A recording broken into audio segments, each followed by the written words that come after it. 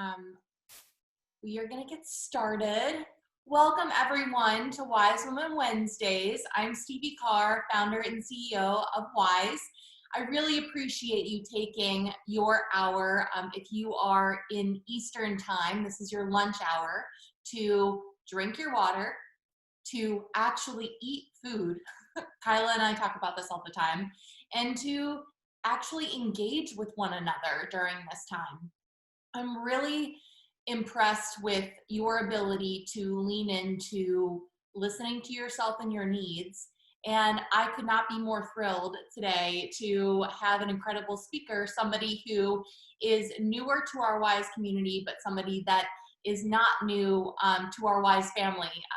Molly comes to us from Denver, Colorado, but she has known Rosie Ecker, who is a member of our Wise Wellness Guild team, for a very long time. So we are really grateful for her joining us here.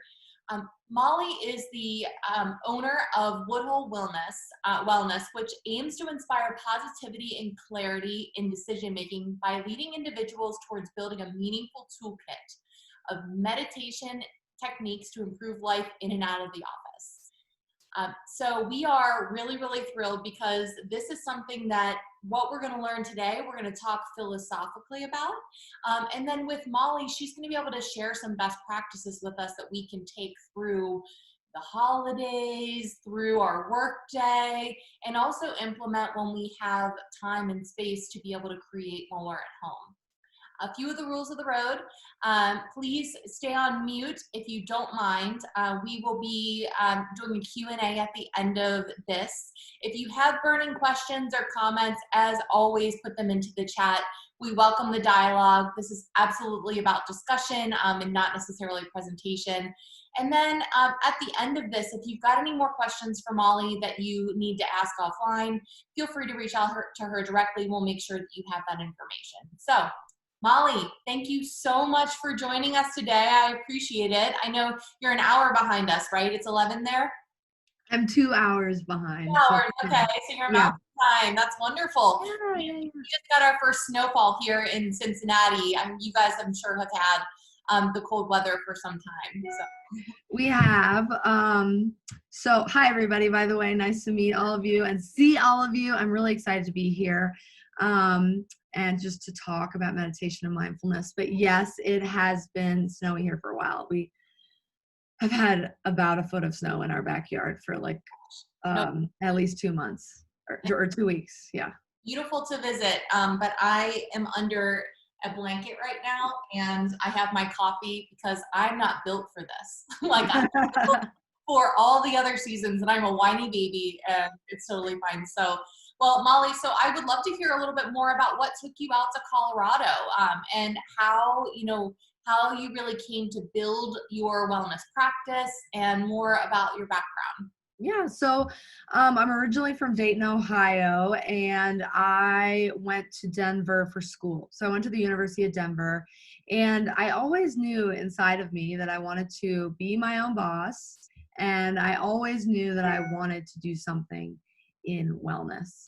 And so I had a little bit of a roadblock. I went to Dallas, Texas for a minute and went to SMU, and I realized it was not my space. And so I transferred to DU, and that was the right decision because I wanted to be surrounded by people who were like-minded, who knew the importance of mental, emotional, and physical well-being. I had Lyme's disease in high school, and I actually had it for a really long time, and it kind of degraded my body. I was paralyzed for a while. It was really intense. And I think that kind of started my wellness journey. That's amazing. And I think that you speaking to finding the people that you can surround yourself with, that are in service of where you want to go is so crucial. And we know that doesn't necessarily mean that we get to choose that all of the time, but the environment I mean, we're really a product of our environment. And when we have a choice, choosing to be surrounded by the right people is so crucial. So that's amazing. Oh my gosh. Stevie, honestly, that reminds me of something that my mom told me when I started my business. So my mom's a badass. She's also an entrepreneur. Love She's that. been like a really great inspiration to me and mentor and such. And when I was just first starting Woodhull Wellness about 3 years ago, I got this offer to work at a tech company and it felt really safe. And I was like, oh gosh, I could do Woodhull Wellness on the side or and I could work this full-time job where I actually am getting consistent pay and all this stuff. And she said to me like, well, what do you want to do? Like, what is your end game? What is your goal? Do you want to work in wellness or do you want to work in a tech company? And I was like, I want to work in wellness. And she was like, so that means that you have to surround yourself with those people, even though that other option feels safer. Like, you need to move forward in a space that will help you grow in your toolkit, in your community, and all of these things. So surround yourself with the people who are going to help you fulfill your goals. And so I worked at Lululemon when I first started my company. And honestly, it was such a great decision. Like, I'm so grateful that my mom pushed me in that direction because um, just like this, surrounding yourself around the right people. Yes, to badass moms. Yes. May That's we right. may we be them and may we know them, right? Yes, And may we surround exactly. ourselves with them too. Because I do think that there's so many shoulds that we receive from parents because they're just trying to protect us, right? They're trying to they've been down that road before and it didn't work out for them or they saw it not work out for somebody. And so that's so inspiring.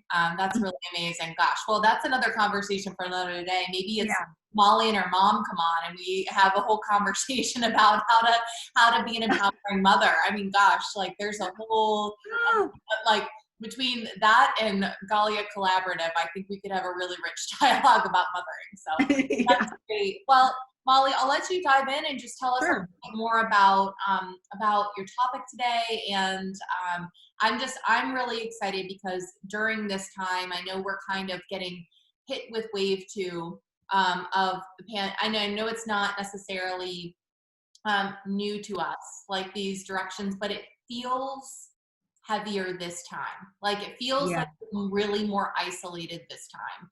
We were Mm. really locked in arms and like going at this as a community the first time, and now we're all suffering in silos. And I think that this topic is so crucial and important because you have the tools to be able to help us kind of get unstuck.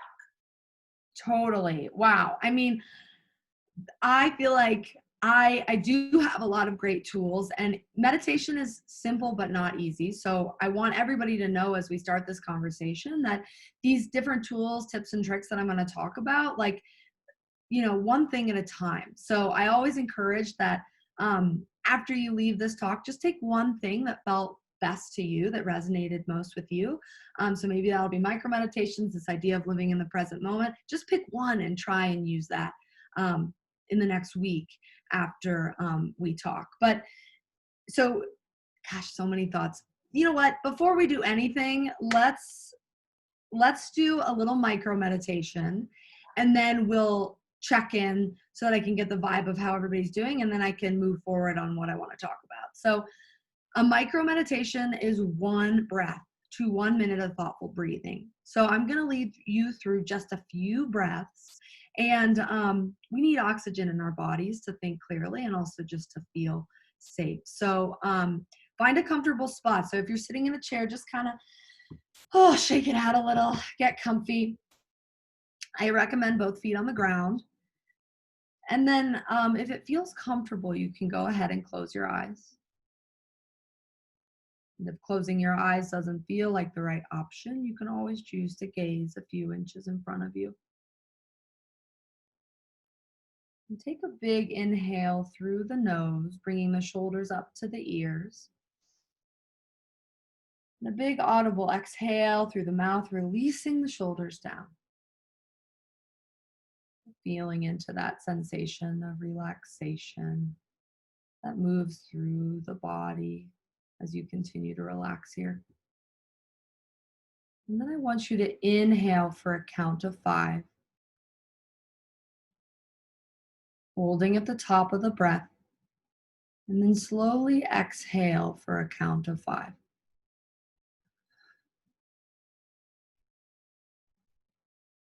Inhale again for a count of 5, making it slow, holding at the top of the breath,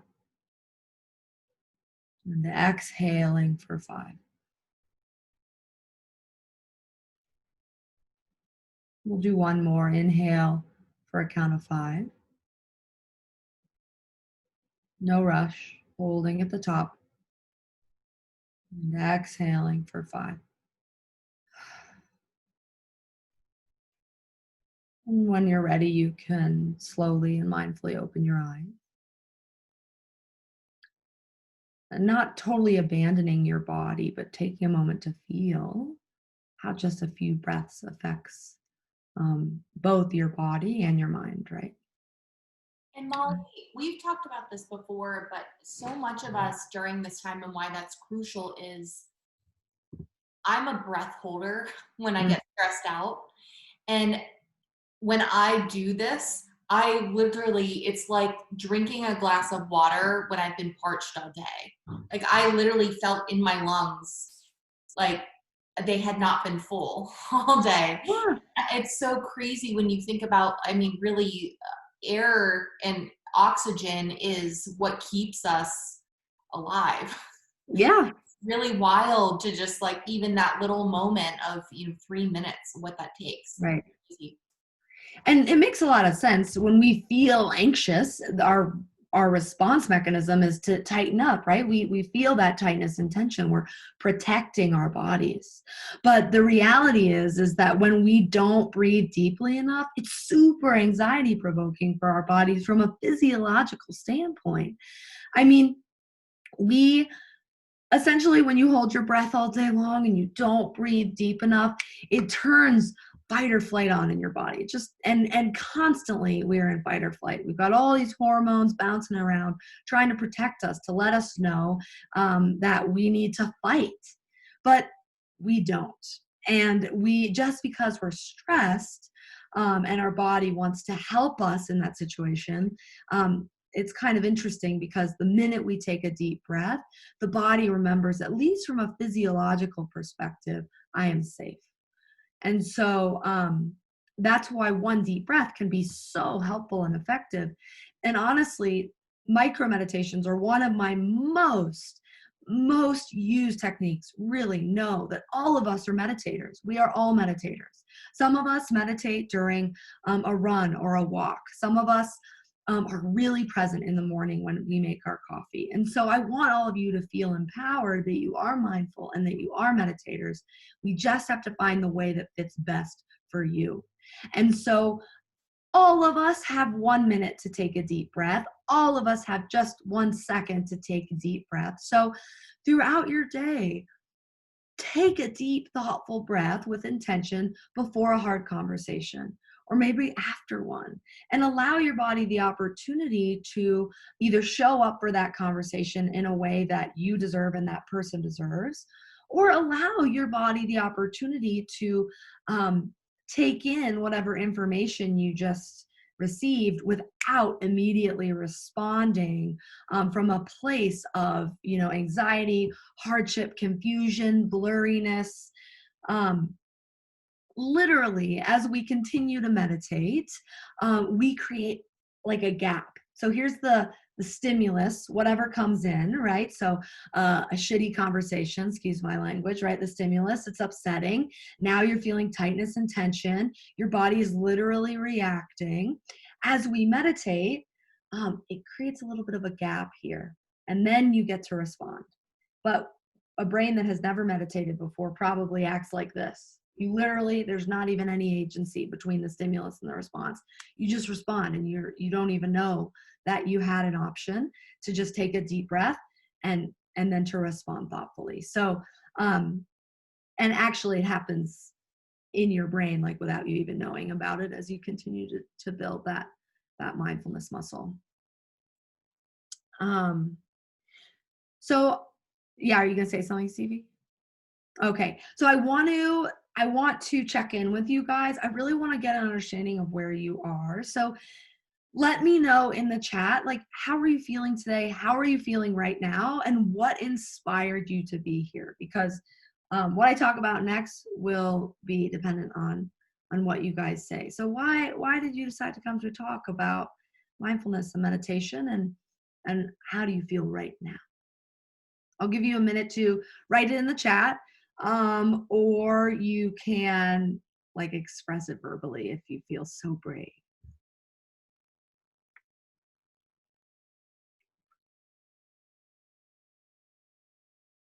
I can just jump in really quick Yeah. while waiting and things to come in. I think that for me, coming off of the last holiday, which was really different and amazing, because I, in a lot of different ways, took the week off last week, and it was so rejuvenating, but very eye-opening to me at how depleted I actually was.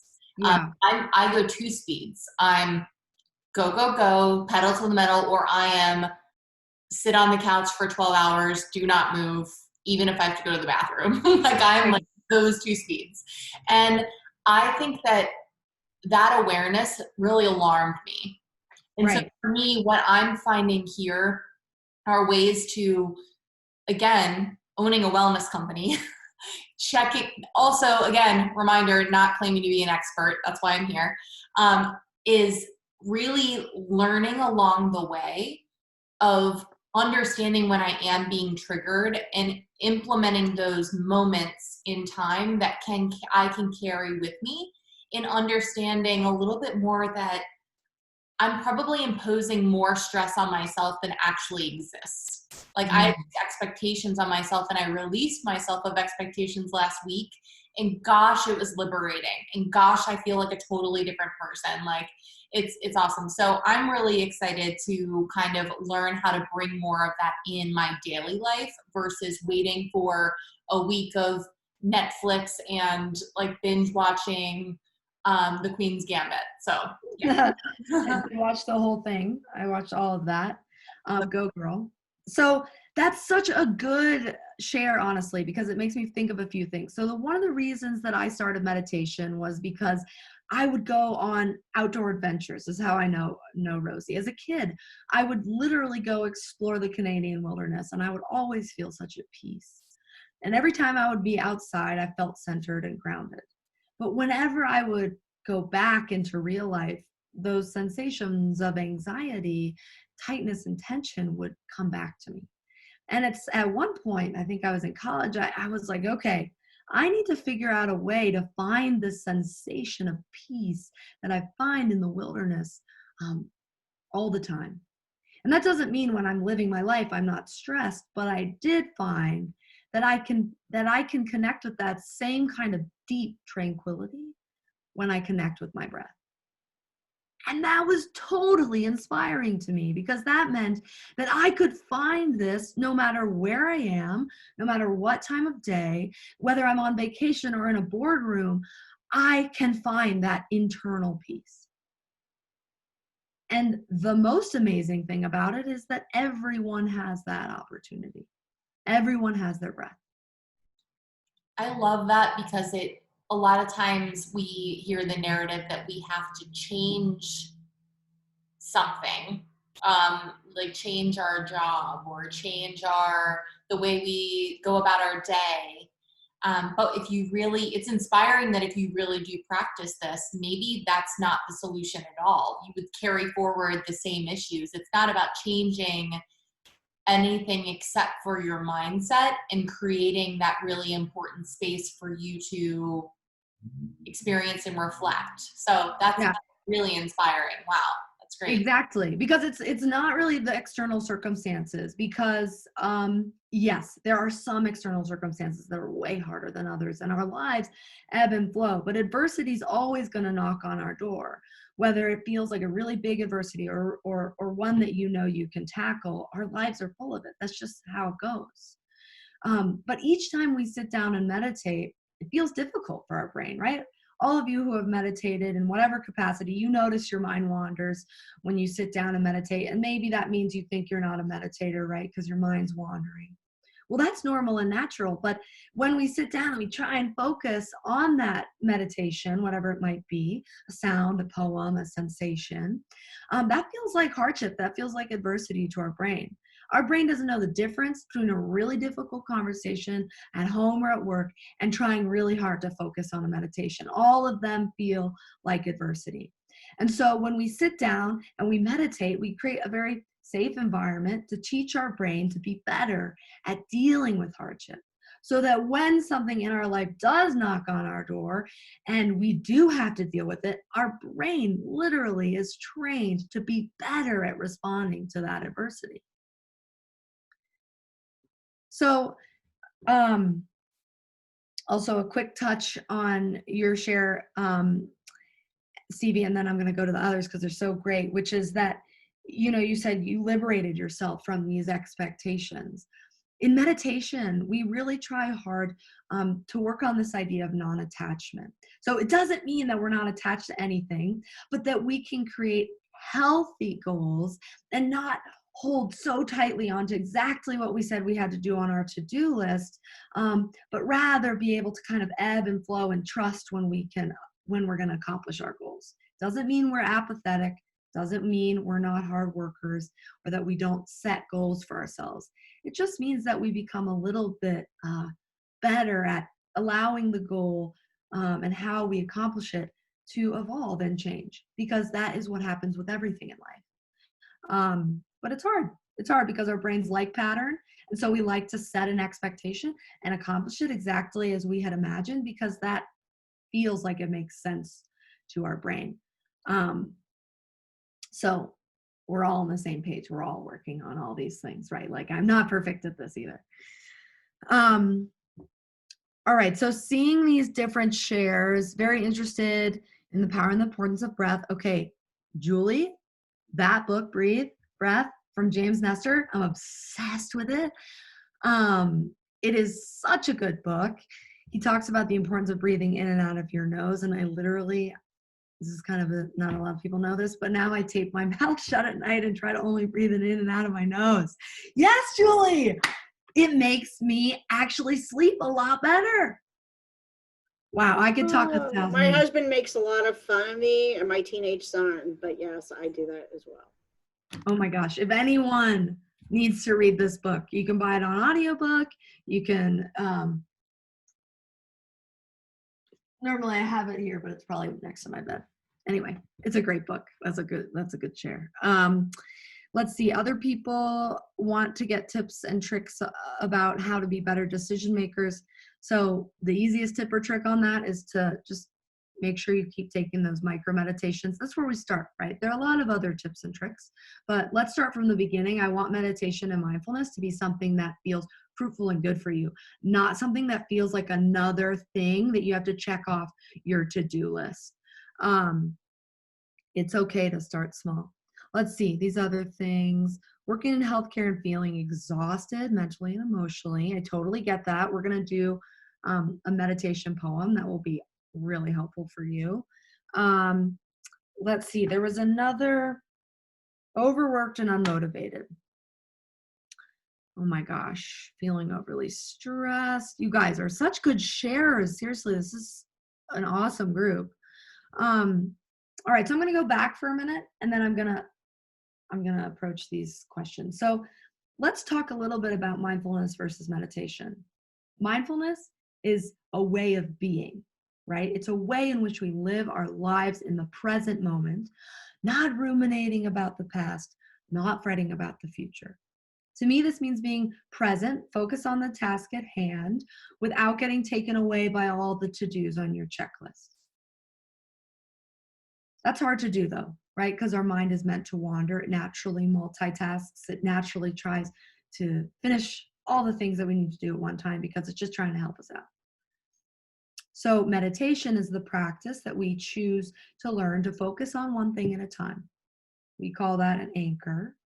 The anchor could be a sensation, a sound. It could be a poem. It could be music. It doesn't really matter what it is. In meditation, we choose one anchor. We'll notice our mind wandering, and then with a sensation of compassion and kindness, we bring our awareness back. That is meditation. Meditation is not eliminating all thought from our brain. It is not having a completely blank head. Okay, that's not going to happen. Everybody thinks, okay, I'm meditating and I'm thinking, and so my brain keeps wandering. I can't stop it. I'm not a meditator. I'm terrible at this. Well, maybe let's reframe that and understand that meditation is really a practice of becoming aware of our mind's tendency to wander, noticing that, and having the mental and emotional fortitude to bring your awareness back to that anchor that you chose. And each time we do that, we get a little more comfortable, a little more familiar with just noticing when our mind wanders and having the mental and emotional stability, the strength to bring your awareness back. You can see how that would be helpful at home, or in a work environment. Because take a look at this, it's really kind of crazy. 47% of our waking lives, our minds are wandering. It's almost 50% of your everyday life. Your mind is ruminating about the past and fretting about the future, and it's not even hanging out in the present moment. It's not even present, whatever you think you're doing. So now that makes us think about, okay, so this fact, this 50% of the time our minds are wandering, it's directly correlated to anxiety, depression, lack of motivation, inability to get things done, all that, because you're thinking about the past and the future and you're never present. You feel stuck, right? But it also really inhibits our productivity. How are we supposed to be good at doing anything if half the time your mind is wandering? So you can see why it could be really helpful just to start to build this mindfulness muscle and just to begin to become just a little bit stronger when it comes to noticing when your mind wanders, so that when it does, you can bring it back. Not to mention, being present in the moment can help us, Rosie, seek the joy of being alive, right? Be in the present moment. There's so many beautiful things that happen around us every day, but we miss them because we're accidentally freaking out about something that hasn't happened yet, or repeating over and over again a mistake that we made, and we already learned the lesson, right? So when I hear people sharing, I feel overwhelmed, I'm not very productive, I feel unmotivated. Meditation and mindfulness can help you with these things, but I want us to start from the beginning. So we thought about our micro meditations, right? My other big, really easy tip or trick is that when you get up in the morning, how many of you go straight to your calendar, your phone, or your email? You're looking at Instagram, or you're looking at Facebook, or you're sending text messages? Like, this is very anxiety provoking for you, because when you get up, it's actually the most anxiety provoking part of your day from a hormonal standpoint. As the brain starts to recognize it has all this stuff to do, you're literally subconsciously checking the list, right? All the things I have to do. So if in the morning when you wake up, you put a hand on your chest and a hand on your belly while you're in bed, and you take a few thoughtful breaths before you look at your phone, you're not going to shoot your body into hyper speed like anxiety like you probably have been doing before. So I always recommend actually taking 30 minutes to an hour after you wake up not to be on your phone or your email. So that means doing something that feels good to you. So we're not even saying you have to meditate. I'm saying after you wake up in the morning, I want you to spend 30 minutes doing something that brings you joy. That's all I ask. Make a cup of coffee and be present. Read a book, journal, color, sew, knit, talk to a friend. Like, bring something that feels good into your life. Like, you deserve 30 minutes. And it's also going to change the way the rest of the day goes for you. It's like putting on your mental and emotional armor. That's what I call meditation in the morning. And these are all informal practices, right? Oh my God, I could talk for 1,000 years. So I'm going to stop because I'm going to lead you guys in a meditation in a second. But these are informal practices. So these are something you can do, you can incorporate into your life all the time. And then I'm going to lead you in a moment in a formal practice, which is going to be, I thought about doing a different meditation, but sitting here, I feel like we need to do the meditation poem. And I choose this because it's an extremely heavy anchor. So for those of us who feel like our minds wander a lot, this meditation poem is a really heavy focal point. So let's see. I think you guys can write down your questions, of course. I will answer them if you have a burning question. And then I'll lead you through this meditation and we'll get all relaxed. And then I'll open up space for any kind of questions or conversation. And yeah. So when we find our meditation positions, like you can meditate anywhere. When I meditate, I try and sit in the same place every time. Look here, here's my little, let me show you behind the scenes, my little meditation cushion. It's where I sit, but you don't need a meditation cushion to meditate. You can sit in this chair, you can lie on your bed or on a couch. Today we're all in chairs, I assume. So just feet on the ground and feeling comfortable enough to fall awake per se. So, but if you do fall asleep, maybe it's just because you're like very tired. So that's okay too. And then, so just feeling your body on the chair, your feet on the ground, and allowing your eyes to slowly close. And if closing your eyes doesn't feel like the right option, you can always gaze a few inches in front of you, not particularly focusing on anything. Take a big inhale through the nose, bringing the shoulders up to the ears. And an audible exhale through the mouth, releasing the shoulders down. Feeling the release of the tightness and tension in the shoulders and the neck. Feel your body against the chair. Noticing the sensation of stability that arises from just noticing the earth beneath you.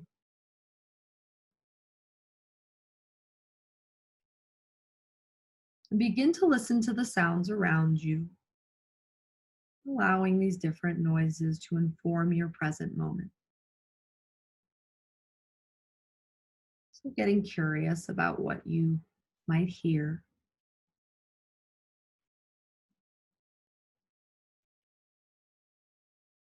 Maybe listening for the furthest sound.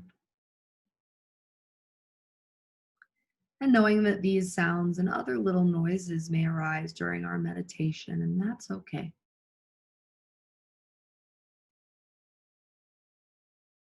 And bring your awareness closer in towards the self and begin to notice the breath. And find the place in your body where you most easily feel the breath moving in and moving out as you breathe. And so for some of us, that's the cold air moving through the nose to the back of the throat. For others, it could be the chest or belly moving up and down as you breathe. And allow your awareness to focus on the breath for just a few moments.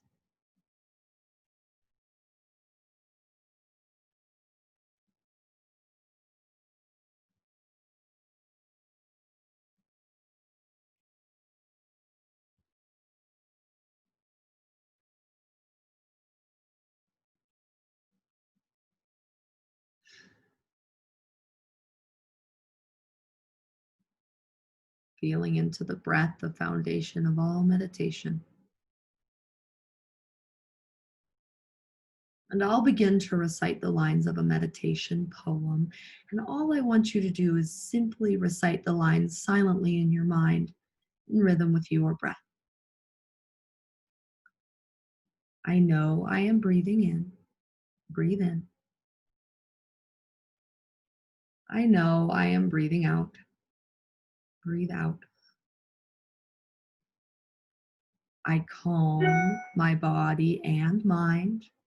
Breathe in. I smile. Breathe out. I dwell in the present moment. Breathe in. I know this is a precious moment. Breathe out. I know I am breathing in. I know I am breathing out. I calm my body and mind. I smile. I dwell in the present moment. I know this is a precious moment.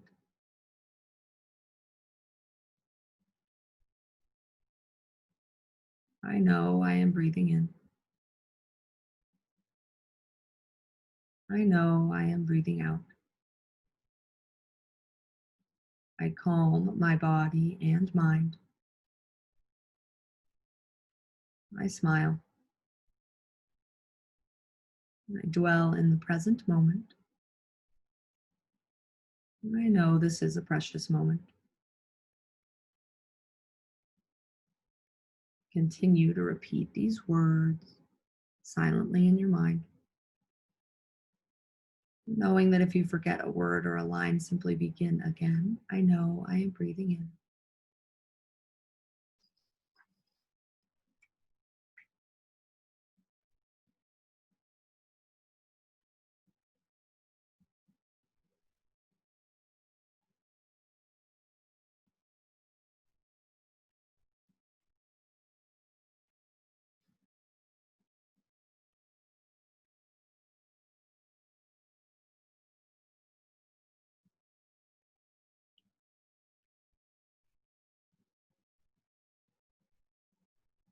Let's go ahead and simplify our poem.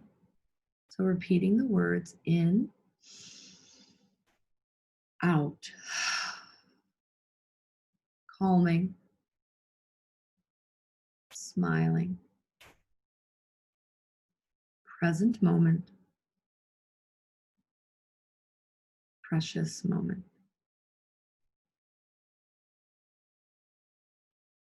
In, out, calming,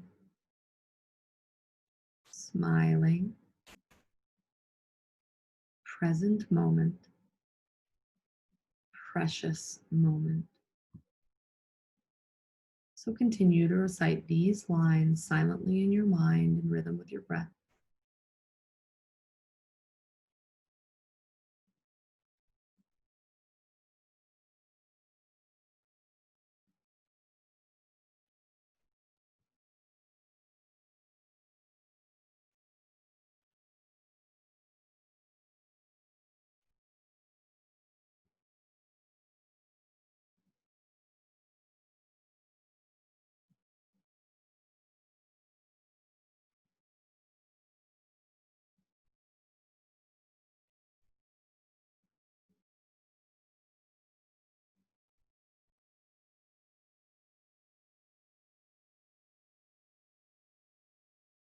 Stay here for just another moment or two, repeating the words of the simplified poem.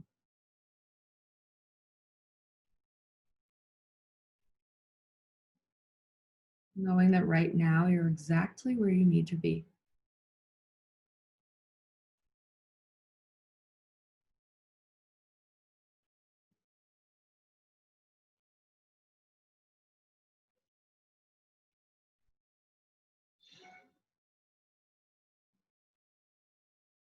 You can slowly allow these words to fall away, reconnecting with the breath. Maybe taking one really deep inhale. Oh, and really deep exhale, really letting it all go. You can begin to wiggle your toes and your fingers, and when you're ready, you can slowly open your eyes.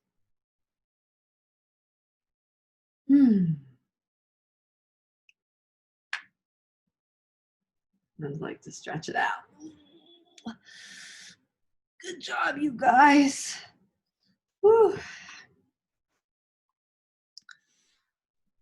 So I know we want to hold space for questions. Yeah. So if anyone has any questions, I know it also, like, after you do a little meditation, there's a little bit of silence in here and it feels good. So if you need to, like, wait a minute, it's fine. You can type it in the chat.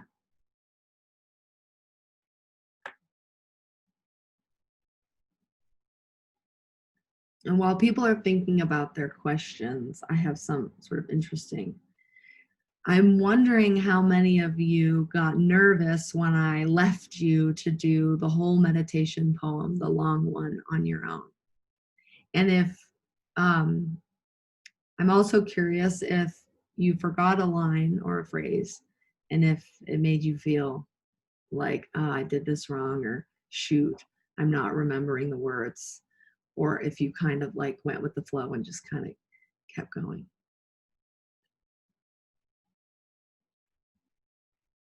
I know I forgot pretty immediately.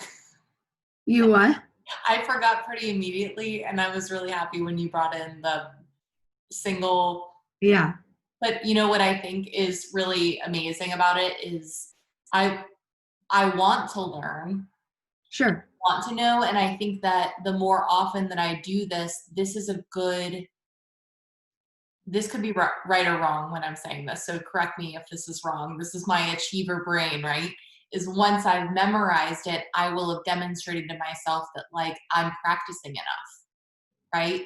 Like, it's not something that you practice it, you practice remembering it as you kind of go through it enough. And I think that that's really kind of a good way to keep me accountable, for, have I done this long enough? Am I, am I Yeah. investing in myself? So it's great.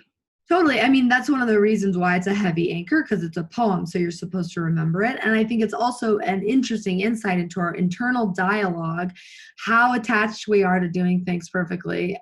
When we do lose a word or a phrase, and maybe like, shoot, or getting nervous to do it wrong, when I knew most of you would forget it. It's the first time you've ever done this poem. Like, it's okay. And so, all of our dialogue internally might be different. Some people might have been like really kind of down on themselves there for a minute, like, oh, shoot, I forgot it. Others might have just rolled with it, And so it's just an interesting moment to kind of tap into what kind of dialogue is happening behind the scenes. Let's see what shares. So this was lovely. I need a nap. I know. But then eventually, in a few minutes, you're going to find yourself re-energizing. So don't worry. And this helped people slow down, love the words. Like the one word abbreviation. Yeah. So I normally start with the full poem and then I kind of simplify it for myself. I use this a lot. Should the anchor always be the same, or can it change? You can change the anchor. So a lot of the time when I teach people, when we first start, I talk about 3 foundational ways of breathing. So you can focus on the sensation of your breath. You can focus on repeating the words inhale, exhale as you breathe, or you can count inhale, exhale 1, inhale, exhale 2, all the way to 10. So these are 3 different, very foundational ways to focus on the breath. And honestly, when I sit down, sometimes I close my eyes and I'm focusing on the sensation of my breath and it just doesn't work for me. So I move on and I'm like, okay, I'm going to try and count my breath. And then I'm like, it's not doing it. So then I try and, repeat inhale, exhale, and different days provide different results. Like today I might inhale, exhale, and that's like what I focus on. It feels really strong. And tomorrow it might be the sensation of my breath. So, what we focus on changes. For those of you who have a really solid workout routine, or really like you walk often, try and just be present during that workout or the walk. Notice your breath, focus on your breath, or focus on the sensation of your feet on the ground, or the warm or cold air that might go past your face, so you can choose whatever you want to focus on. That's a good question. I wondered specifically as I'm thinking about you, Julie, or Gina, who would normally be on here. I know she's tied up. Is you in these high stress moments of a lot of times I love your concept of like mindfulness being different than meditation, right? Like mindfulness is the act of being very present. Mhm.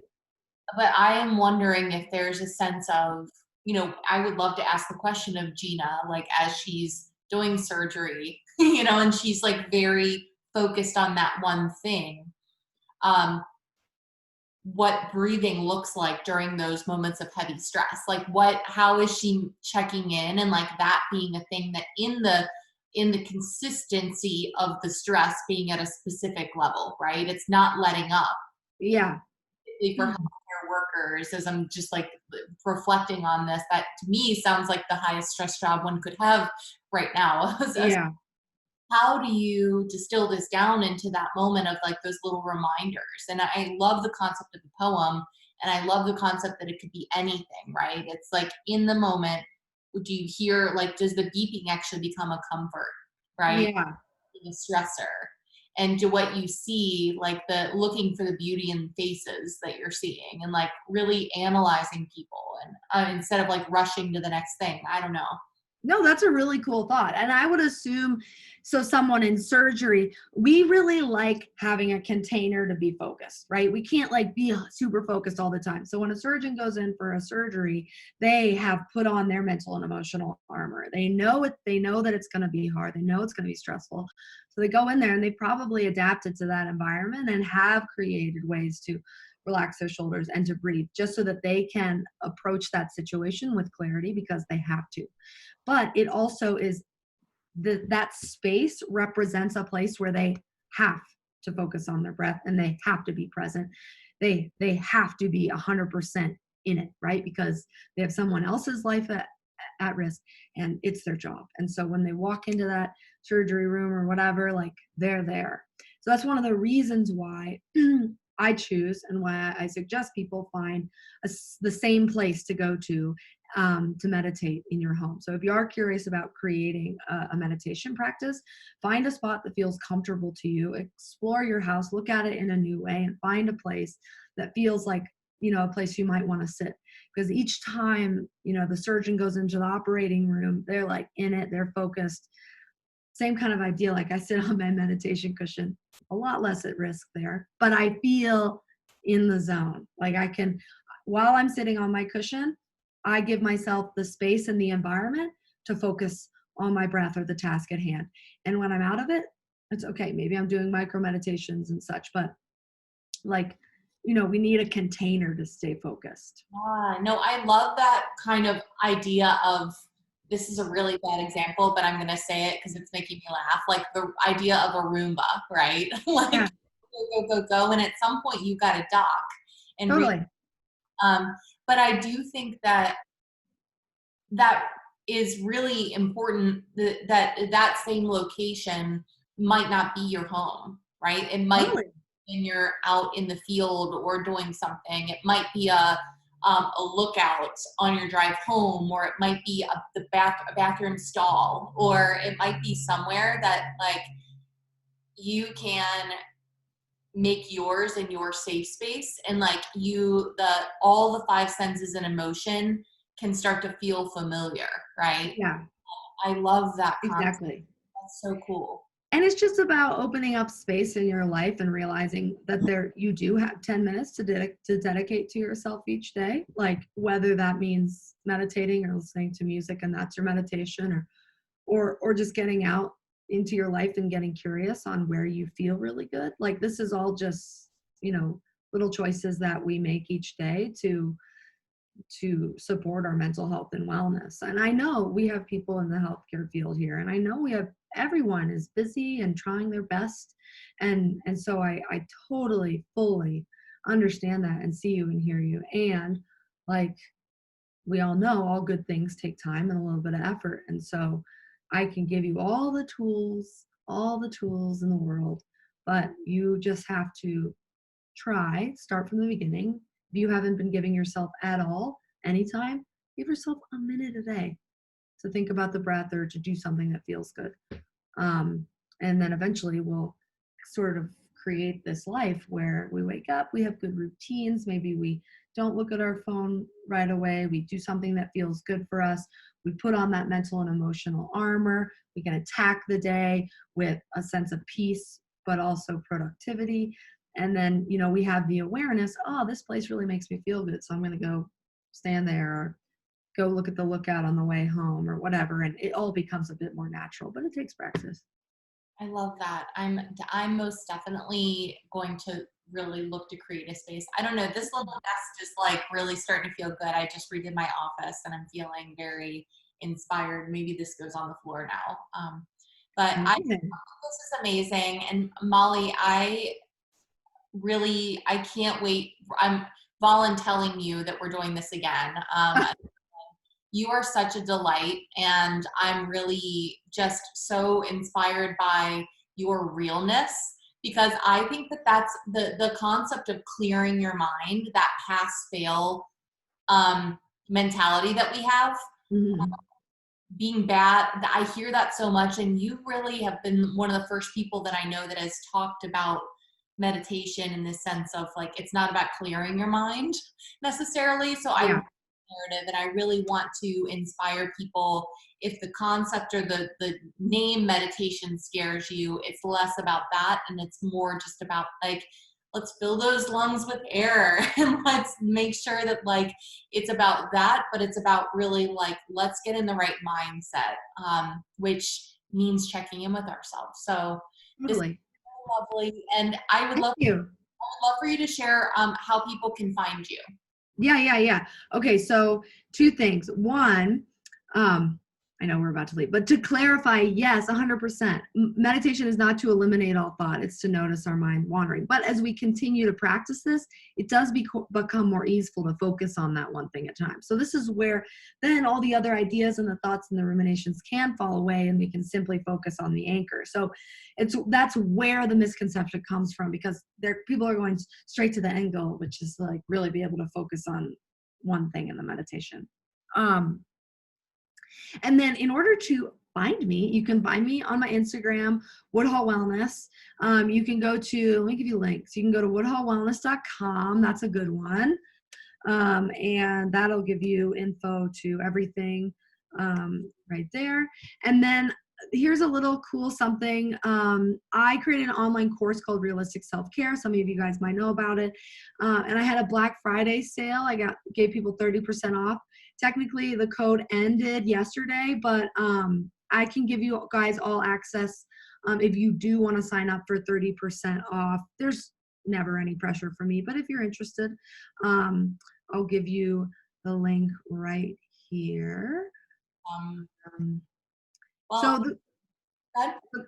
Sorry, I was just gonna say the course is just a lot of what I talked about. So if you want to feel support in creating your, mindfulness practice, this online course is just a way to support you guys without me being there. But you can always email me, and like, it's not a robot. Okay, it's me behind the emails. Well, So as we are embarking on resolutions, which is something that we will be talking about this whole month and getting ready for next year, um, no longer will Wise Women's resolutions be about losing 15 or 30 pounds. It's not about, setting unrealistic goals or goals that we don't even really want, right? And that are in service of ourselves. Our goals moving forward are going to be ones that can sustain us and create a whole self wellness plan, one that we can integrate into our whole lives. And I think that that's the piece that I'm really excited about the work that you're sharing, Molly, is that this is foundational stuff. This is about Mhm. trusting ourselves, trusting our bodies, feeling safe and secure within our own skin. It's not self-actualization or like this highest woo-woo space. Like this is like base level stuff that we Yeah. we need to start democratizing it a bit. And Mhm. I'm just so grateful for your time today. I really appreciate it and cannot wait to connect with you again. Just a really quick plug for a few things that are coming up with Wise. Make sure that you join us tomorrow, Friday. We will be hosting homemakers. They are going to be doing a little spritzer for us on Instagram Live for you to inspire your holiday entertaining via Zoom, hopefully being safe, but just for you and celebrating. Homemakers is a women-owned establishment down and over the Rhine in Cincinnati, Ohio, and they're just incredible women. We just announced Alina Martella, a woman who has actually died. She will be talking about the concept of rising up and her multi-step plan on how we can really empower ourselves through a roadmap to be able to step into our goals and achieve them. And when we say goals, meaning micro goals, small things that allow for us to step forward outside of this space that we're in and become unstuck.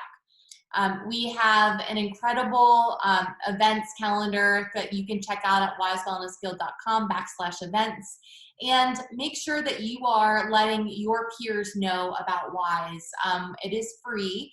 As we've mentioned, we have a full other set of membership levels, but especially just going into this darker, colder times, the holidays, I think that this is one area where why we made it free, because we want it to be accessible for everyone.